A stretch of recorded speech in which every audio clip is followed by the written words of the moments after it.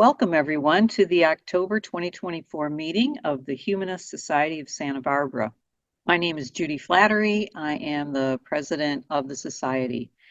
For those of you who aren't familiar with humanism, humanism is a philosophy that rejects the supernatural and positively affirms our ability and our responsibility to lead ethical lives of personal fulfillment that aspire to the greater good of humanity. We believe in an open and pluralistic society that's best achieved through democratic processes. We're committed to the principle of the separation of religion from government. We support preserving and restoring a healthy environment for future generations. Our values include a drive to lead lives guided by common moral decency, such as altruism, integrity, honesty, and responsibility. And then we refine these principles based on how they work out and what their consequences are for mankind. We also value skepticism of untested claims, yet we are open to new ideas and new ways of thinking. Today, we have a very special speaker, and I'm going to turn it over to our treasurer, Dave Flattery, to introduce our speaker. Thanks.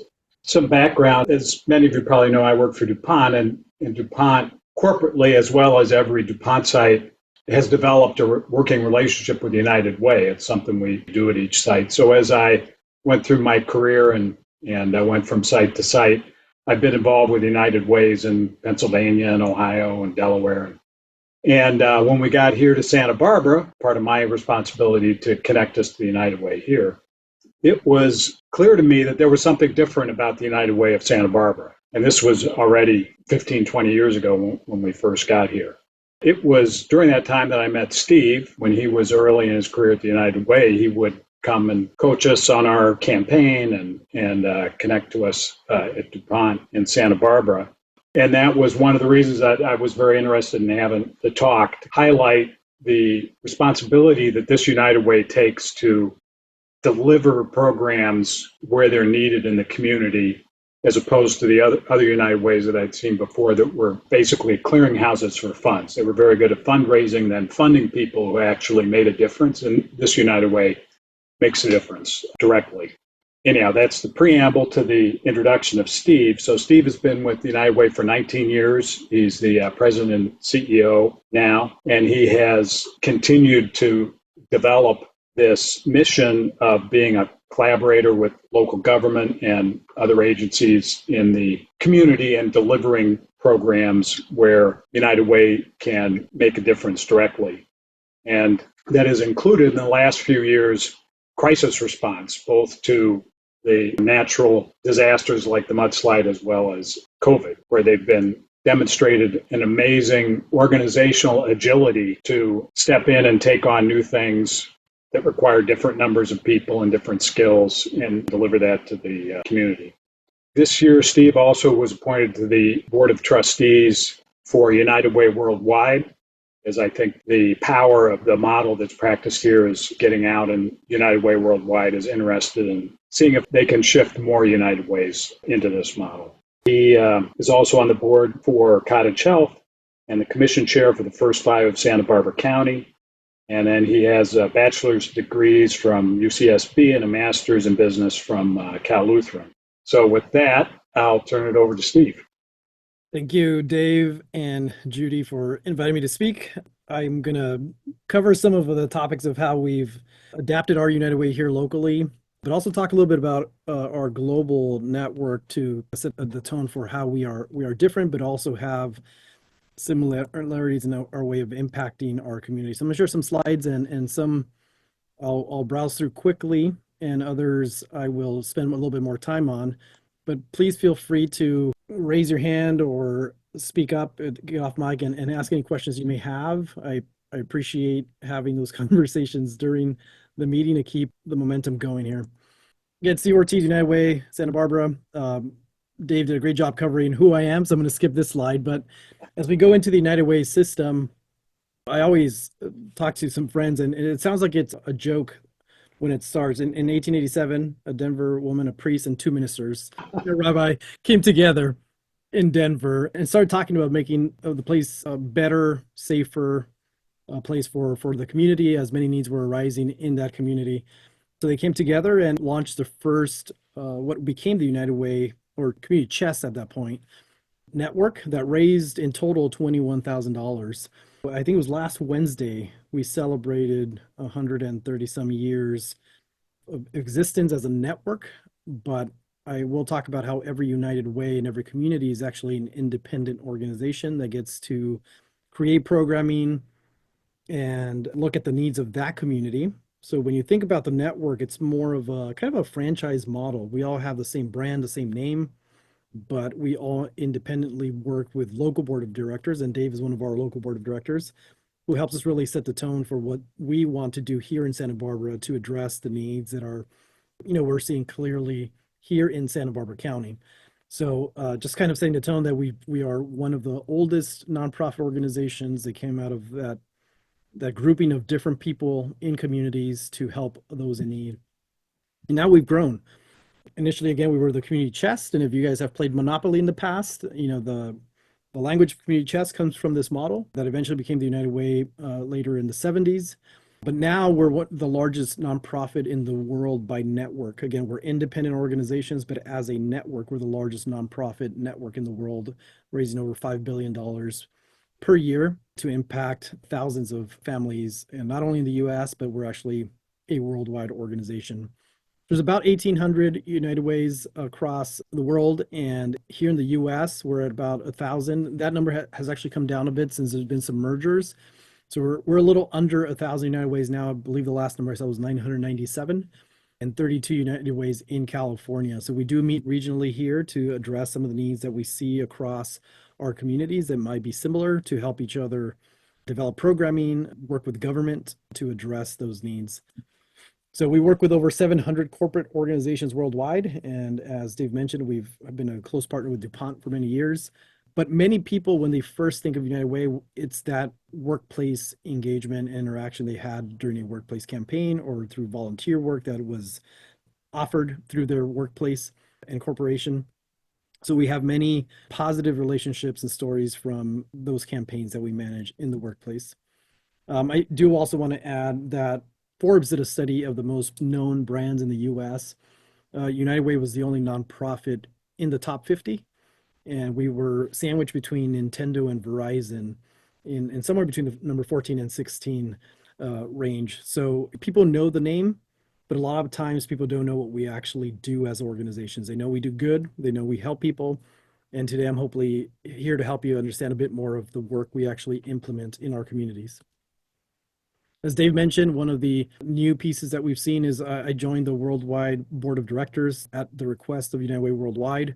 We are a very unique structure here in Santa Barbara. Our business plan, our business model is very different. We would consider what most United Ways do across the network as our old model, which are organizations that are primarily a foundation structure, intake of money, and redistribution. More than 20, almost 30 years ago now, our United Way shifted to being a service delivery organization. So we develop programming and fund that programming and execute the goals to make sure that we're achieving the outcomes that are expected for our community. So the worldwide system wants to shift more of the United Way model in that direction. And that's how they asked myself to represent the organization at the worldwide level to help more of the network partners achieve that type of structure. So talking about Santa Barbara in particular, right, we cover the full county. Some of our programs do spill over into San Luis Obispo and Ventura in partnership with those United Ways, but primarily we're Santa Barbara County focused. Just some stats kind of set the tone. We all know that we live here, if you're in Santa Barbara, in a very expensive place. It's a beautiful place, and people move here because of that beauty, and many people grew up here, but it's become more expensive over time, with the cost of living and the cost of expenses for everything in Santa Barbara County. But what we are seeing is that the population has been shifting quite a bit. When I started at United Way, the amount of students who were deemed low income in the school systems was under 40%. As we have progressed to now, most school districts that are public have over 60% of their students who are low income qualified. So that's a pretty significant shift in the type of students that we're seeing in our school systems, which leads to a lot of other factors with education, where they may not have the tools, the language, the support that they need to be successful in school. So a lot of what United Way has done is move a lot of our assets into programming, primarily focused on early education. But in front of you, you see some stats about our community. Many people are shocked that in Santa Barbara, we have the second highest poverty rate, which is unbelievable when you think about some of the wealth that we also have here in Santa Barbara. So, and also when we think about the students, we have one of the highest child poverty rates in Santa Barbara County.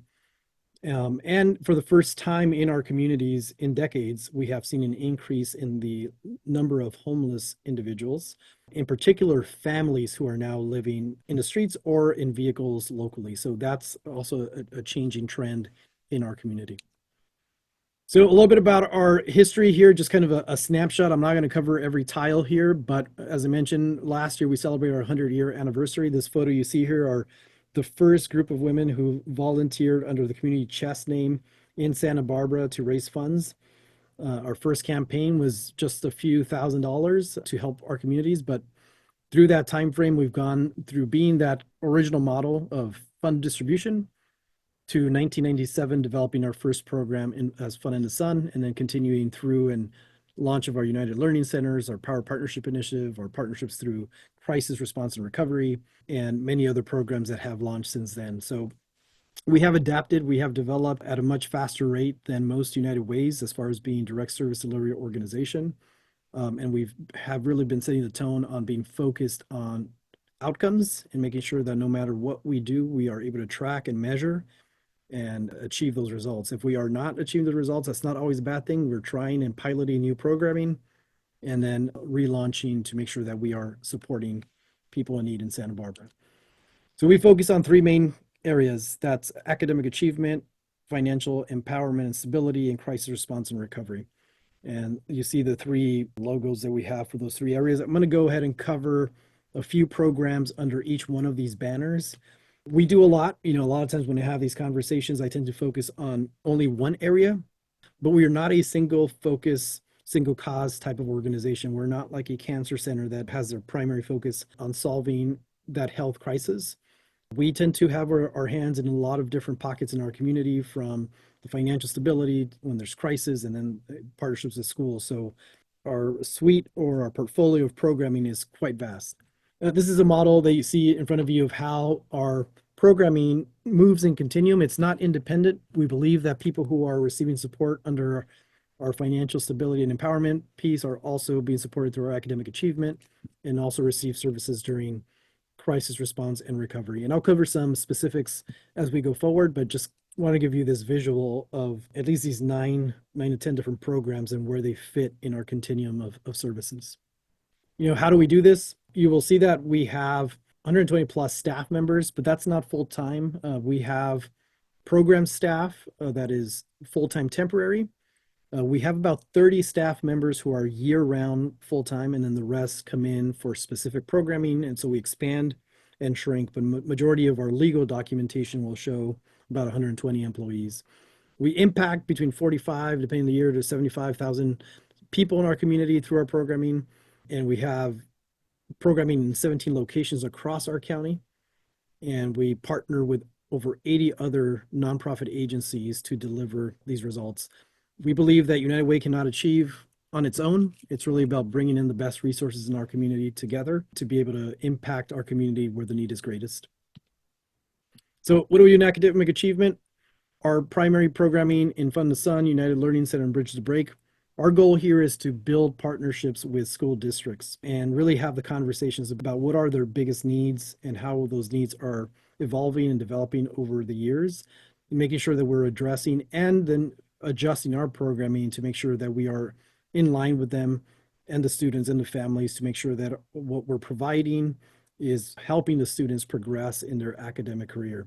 So Fun in the Sun is one of our most popular programs. It's a 6 to 7 week summer learning program. We have now expanded across our community. We have 7 different sites, from Guadalupe, which is the furthest point north, and in Carpinteria, which is our furthest point south, and everywhere in between. We expanded this year for the first time to serve students of EK, so that's early kindergarten, and all the way up through high school level. And our goal here is to provide an environment where students have the ability to learn in a very fun environment, but it's very academic focused, a lot of focus on literacy in particular, focus on math and STEAM, so science, technology, engineering, arts, and math. It's all involved in this program. We get the students who are referred by the school systems, typically the students who are low income and also struggling the most in their academics. It's a very unique mix of students that we get. We've developed a trust with families, and we're able to really support these students who need both the academic support, but also other surrounding support systems to make sure that the household is able to elevate together during this time. We're happy to report that 100% of our participants achieve our primary outcome, which is to maintain and display gains in literacy. So that is pretty impressive that during the summer, when many of the students during the school year are struggling and falling behind, we're able to get them up to grade level and beyond. And it's been a great program to be able to do that, and they are able to return to school and be more competitive with their peers.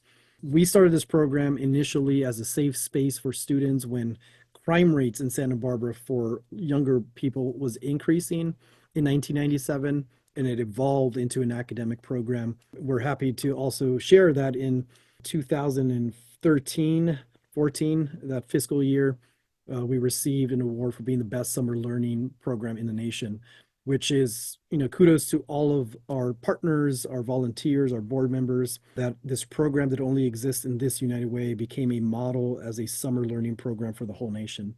Here we also have a really cool volunteer opportunity called Lunch Bunch. If anyone is interested in ever volunteering and coming out and seeing the impact more visually and hands-on, we definitely invite you to attend the program and interact with the students and with our partners. I do want to share a video because I could talk about this over and over, but it's different seeing what's happening versus me talking about it. So I'm going to quickly share the video. It's only about 4 minutes long, and then I'll be right back. My name is Thiago.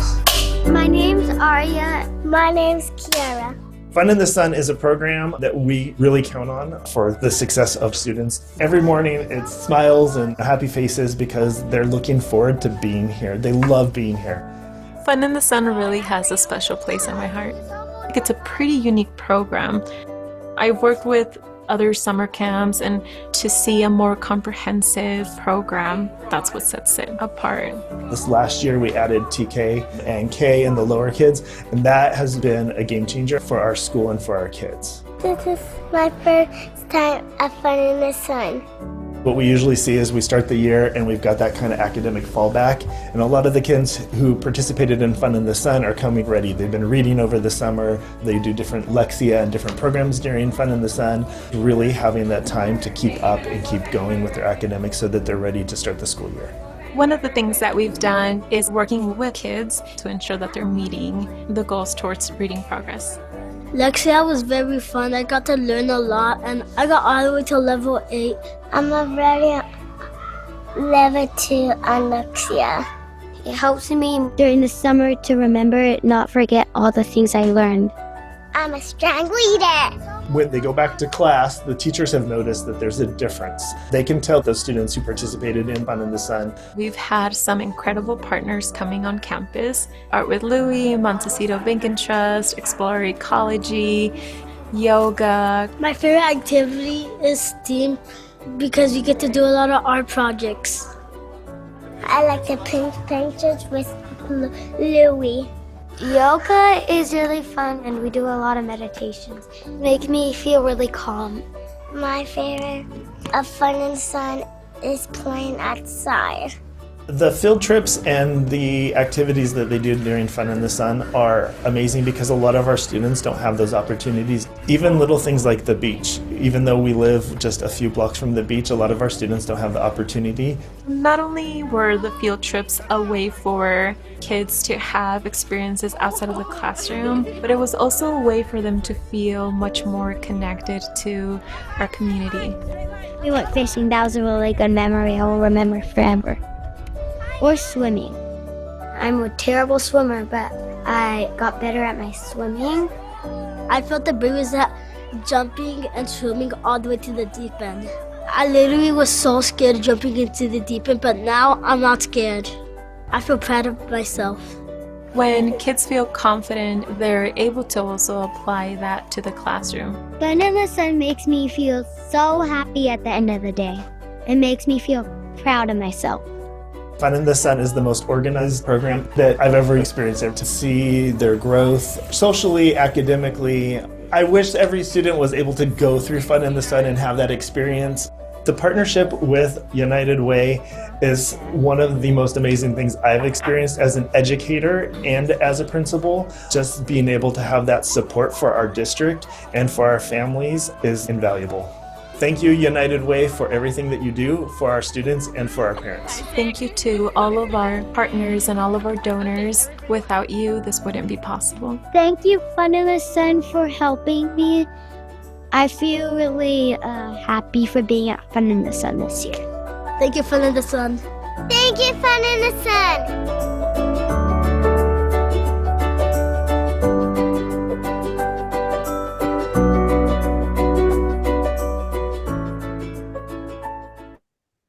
Just want to pause really quick, see if there are any questions before I go back into the presentation. Yeah, it looks like you provide transportation as well. I would think that transportation could be a challenge for some of the families. Yeah, we have found that transportation is definitely a problem. So we try to pick locations where there's the ability for walking, if families can do that. And we provide transportation as well for many of the activities and field trips that we have. And do you mix different grades together? We tend to keep them in pods by grade level, but we do have activities where there is some interaction between lower and higher grades. But a lot of our programming is customized to make sure that it's at the level of the students that will be receiving the curriculum. As the video shared, we have partnerships with schools, and a lot of what we really focus on is giving students a high self-esteem and looking at what other factors are impacting them at home that may be issues with their ability to learn. So as examples, many of the students that and as we're talking to educators, there may be experiencing homelessness. Santa Barbara Unified School District actually has close to 10% of their whole population is considered homeless. So, it's a lot of students for just that one school district who may not have a place to sleep. Many are in vehicles or sleeping in friends' homes. And that leads to a lot of academic issues, especially if the kids are not able to get proper sleep. Food insecurity are other problems that we're seeing. So there are a lot of factors that impact their learning ability. But together with our partners at the school systems and other agencies, we're able to provide services to help them through that process. Another program that we have is our United Learning Centers. So this is very focused on literacy and using specialized tools to make sure that we're able to increase the level of academic achievement for students who are below their grade level. We're happy to report, as you see on screen, that we typically average around 2 reading grade level increases through our cohort of 12 weeks in the classroom. So we bring them in as referred by the school system. Typically, the centers are at the schools they'll be attending. So right after school, they moved into a classroom, and we're able to support the students through very customized learning for them. And, for a lot of these families, they can't afford to send their kids to like a Kumon Learning School or a Sylvan Learning Center.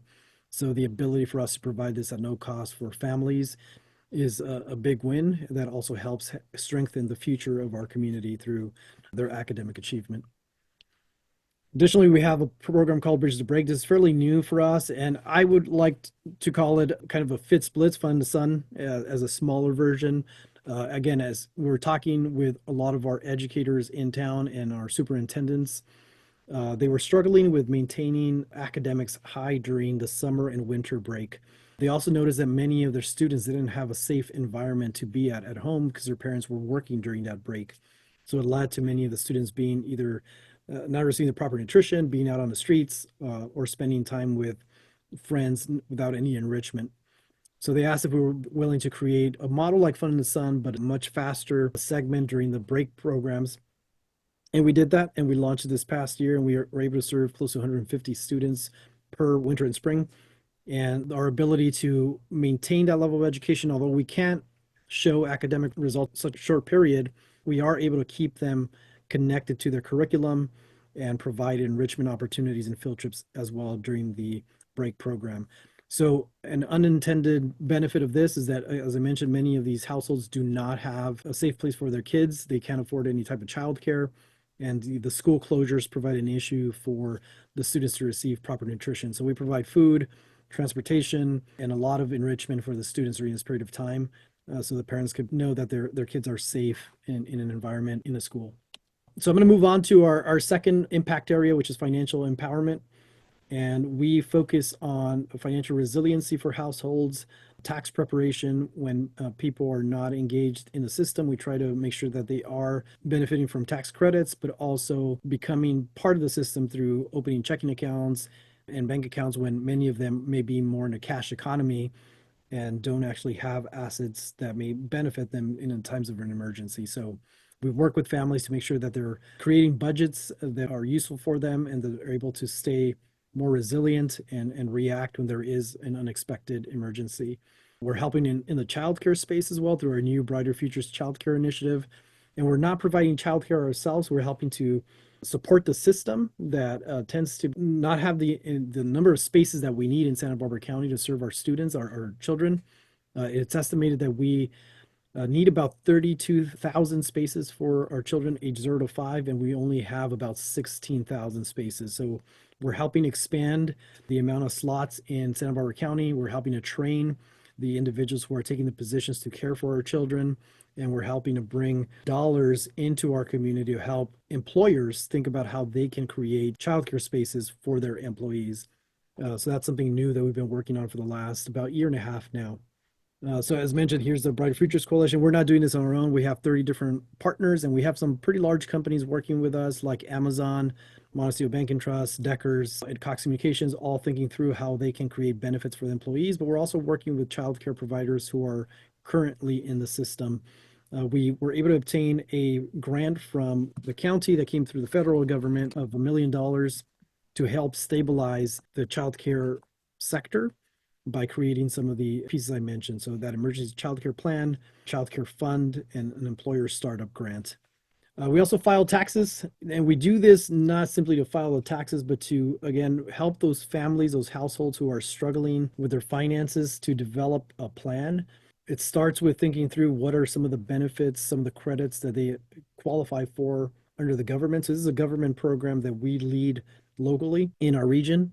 So you qualify if you make 67,000 or less, and you come through our sites. We have over 100 volunteers who are IRS trained every single year, and we have 13 different sites across our county.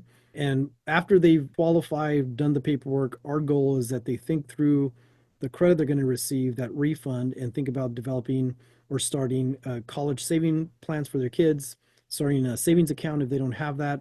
We're just talking through their financials to make sure that when they obtain those dollars, they're able to create a more stable, resilient foundation for their families. We tend to bring back in refunds over $1 million every single year that comes back into Santa Barbara County and gets utilized here. So it's a big support for our county and for the individuals who participate in the program. And then we have our Resiliency Grants program, which is fairly new. And we did this as an outgrowth of our COVID-19 work, which I'll talk about in a bit. But we have 12 different agencies who are case managing agencies like Family Service Agency, the housing authorities, and Transition House, Good Samaritan, who are looking at how they could support a lot of their clients. A lot of times these agencies have federal funding that's very restricted, and they're unable to fill certain gaps that may have this family fall back into, a cycle that puts them in a bad position. As an example, if someone cannot afford to pay for their car registration, which is the vehicle they need to get to work or to get their kids to, medical appointments, a lot of times what happens is they don't pay that, and then they fall back into, and then it can go into work. Their agencies where they're being case managed cannot pay for those type of needs because of the way their funding is restricted. But through our philanthropic funding, we are able to support people with providing funding direct to DMV for registrations. We are purchasing medications for families who are able to afford that. We are putting deposits on housing for families who need to move into new facilities but don't have the funding to move from homelessness to an apartment. So we have been working with 12 organizations to provide that funding. through our philanthropic partners. In just a very short period of time since we've launched, we've served 218 households and have provided over $470,000 in funding. These numbers are actually a couple months old now. We're up to about 800,000 now in funding and have served over 300 households at this time. So it's a new essential program for our community, and we are getting referred many clients that now our staffing is case managing here in Santa Barbara. So we move into crisis response and recovery, and that is the last programming that I'll talk about. People tend to focus on crisis and emergencies when they are happening, and then we kind of fade away until the next one happens. But we have developed a partnership with the County of Santa Barbara to be the organization that continues to plan and prepare for future disasters and also coordinates our community agencies and nonprofits to be prepared for the next disaster. So we are the key collaborator and partner with the County of Santa Barbara and actually have a signed MOU to be that organization for the county. When COVID-19 happened, I just want to share here on screen, we developed a lot of programming. In total, we raised, you'll see in the top left, $53.4 million that were managed or raised by United Way. A lot of government funding that came to the county to us, and a lot of philanthropic dollars from foundations and individuals who wanted to support. But we did everything from housing and rental assistance, utility, distributions. When the schools were closed, we opened 13 learning centers across our county to make sure that those students who did not have access to computers or Wi-Fi or adult supervision had a place to work on their curriculum. When childcare was closed, we opened emergency childcare centers to help our first responders like doctors and people who worked in schools and other facilities who were deemed essential workers who had to go to work. So we had 4 childcare centers across our county to make sure that those who needed to go to work had a safe place for their kids. And, we kept working through and developing a lot of models that became samples for our whole community. So the governor saw our childcare programming as a model for launching programming during emergencies. The Santa Barbara model became a great space for us to have conversation about how we could develop programming, not only in Santa Barbara, but through our different regions. So this is the end of the presentation here, and it's just looking at different people in our community and how they involve. And if you are interested in being involved and supporting our community, we have a lot of volunteer opportunities. We have a lot of places for you to learn more about what we're doing in our county. And we invite you to either come to our website or call our offices and reach out, and we'll make sure to connect you with the type of volunteer efforts and work that you'd like to be involved in. So thank you very much for your time. I appreciate you being here, and I'm happy to answer any questions you may have. Yeah, thank you. That was great. I guess my question is around how do you decide what to work on? I can imagine there could be lots of different competing needs, competing ideas. What metrics do you use to decide these are the top priorities where we're going to focus our efforts so that you don't become too diffuse? Great question. And that's always a challenge, right? Because there are so many needs. We look at our community and we listen to our partners and what are the biggest issues that they're facing where there is no other organization that is currently addressing that need. We do our best not to duplicate any efforts, and that's why we work in partnership with many agencies. So even as I mentioned with Fund in the Sun, right, that program by itself has 80 different partners who engage with us to make sure that they're bringing their best resources to the program, and we are working in collaboration to address the need. But we assess repeatedly on what are the biggest needs in Santa Barbara County, and then we look internally. Do we have the expertise, the staffing to be able to execute on that? If it's not us, then we refer to another agency that may be the best equipped to address that need. But if we feel that we have a level of expertise or we could develop the programming that's needed, then we move along. But it has to be within those 3 key umbrellas that I mentioned: education, financial stability, and crisis response and recovery. Thank you. Judy Fontana, you have a question? Not a question, just a comment. I'm in awe, and thank you for everything that you do. And it was really eye-opening for me. I guess I had an older idea of the community chest model. Thanks. Thank you, Judy. I found it just shocking that you say, if I got this right, 10% of the students in the Santa Barbara Unified School District are considered homeless. That's correct. Yeah, that number has ranged between 8 8.5 to 10%. It's been in that bubble for many years. So that's over 1,000 students just in the Santa Barbara Unified School District. So that number is not very different across our whole school system in the county. So you have to multiply that by every district. But just in the Santa Barbara Unified School District, it's about 1,200 students that are deemed homeless. Wow. Dave sometimes talks to us about the Gini index of looking at income inequality. Do you know, in terms of trends in Santa Barbara, has that gotten worse over time?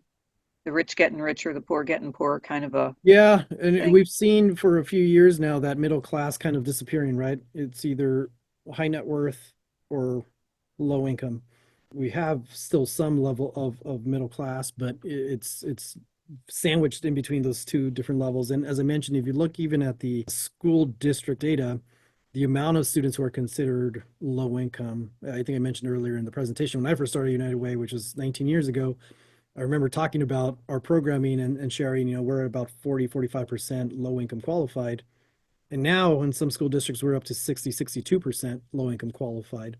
So you could see the trend shifting quite substantially.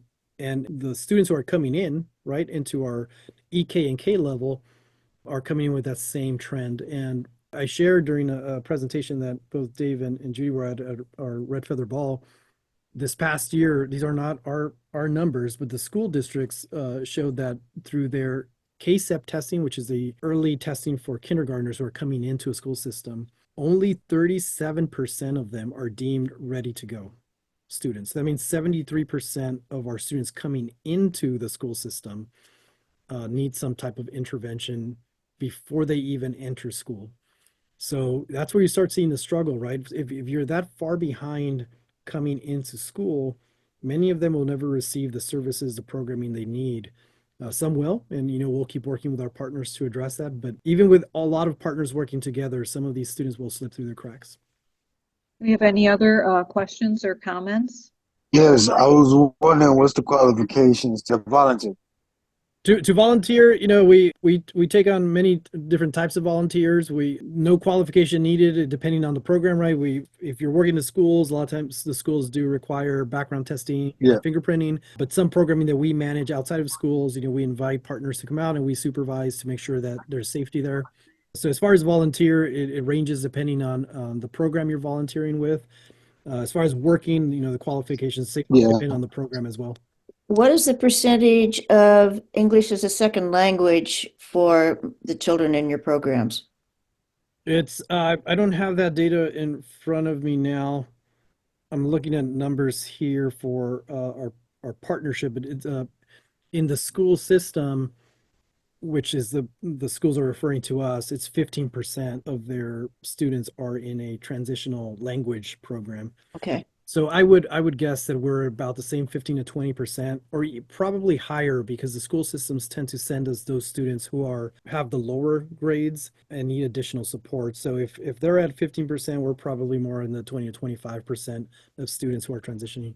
And we've had to adapt our programming because a few years back, I would say pre-COVID, maybe even 2 years pre-COVID, we did not have curriculum that was bilingual, right? So students came in, we had English language learning, but we realized as we were looking at scores that some of the students were not growing at all. And as we dug in deeper, we realized they didn't have the language to learn.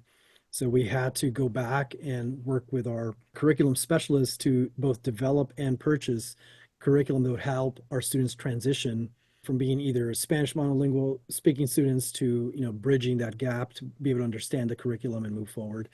And what we have found is a lot of times the school systems themselves, they didn't know that the student was struggling because of that language barrier. So we work very closely in partnership with the schools. So what we find out through either the family connection or the student, we share all that detail with the school system. So they don't just improve in our bubble, but they also continue that academic growth during the school year. Seems to me that you are more agile as an independent organization to make changes and adapt. Other organizations like school districts have a curriculum that is put down from on high. And so you sound much more adaptable. Yeah, that's a huge benefit, right? Outside, and you're correct. The school districts tend to make a decision on the curriculum they will be using, and they invest quite high, right? It could be thousands, if not millions of dollars that they, depending on the size of the district. And it's very hard for them to shift, even if they realize that it may not be working as they expected, right? Mhm. They have to keep trying. We work with a lot of teachers who, hopefully there are no district representatives here, but where they will take on the tools that we're providing, even though the district may be saying, no, use this tool. But they know that being able to use other tools that have shown to be successful, especially with this population, they're willing to either bridge and use both or take on the tools that we are providing and implement that in the classroom. But yes, as an independent organization, we have a lot more flexibility to say like, well, this tool's not working. We got to shift and really, help our students and meet them where they are. Can you make some comments about what happened to students learning and grade level during COVID? Yeah, it's been fairly impactful. We as adults have issues with attention span, right? Imagine a EKer or first or second or a third grader doing their education on screen. It's almost impossible for them to learn on screen. So the losses we've seen, I think that for our community and for the nation, that's going to be one of our biggest impacts long term, because many of the students feel so far behind in not receiving their academics. Many of the testing that the schools have were paused during COVID, so the results are unknown. But now that they're returning, not only did we see drops in academic results, we also saw issues with behavior. And what is expected or what is thought of is that many of them were in environments that are not the best environment for them, right? So they were under stress, the parents were under stress, the kids experienced stress they had not experienced before. They returned to the classroom and all of a sudden they were very aggressive, showing behaviors that they were not showing before. So there have been issues from the academic side and the behavioral side that are compounding some of the problems we're seeing in the school systems. And what is the best way that our members can support United Way? Is it the volunteering? Is it financially? How do we best support you? Yeah, all of the above, right? I think volunteering is always a great way to understand what we are doing and getting to see it firsthand. If you don't have time to do that, you could also give. We have thousands of donors of all levels, so any amount really helps when it's combined with the rest of our community's giving. So financial support is greatly appreciated, and also advocating.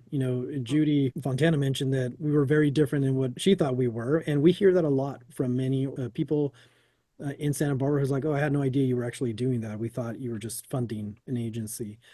So just advocating and sharing and letting people know that, hey, this United Way is different and they're really diving in deep on the needs and impacting our community is a great way to support us as well.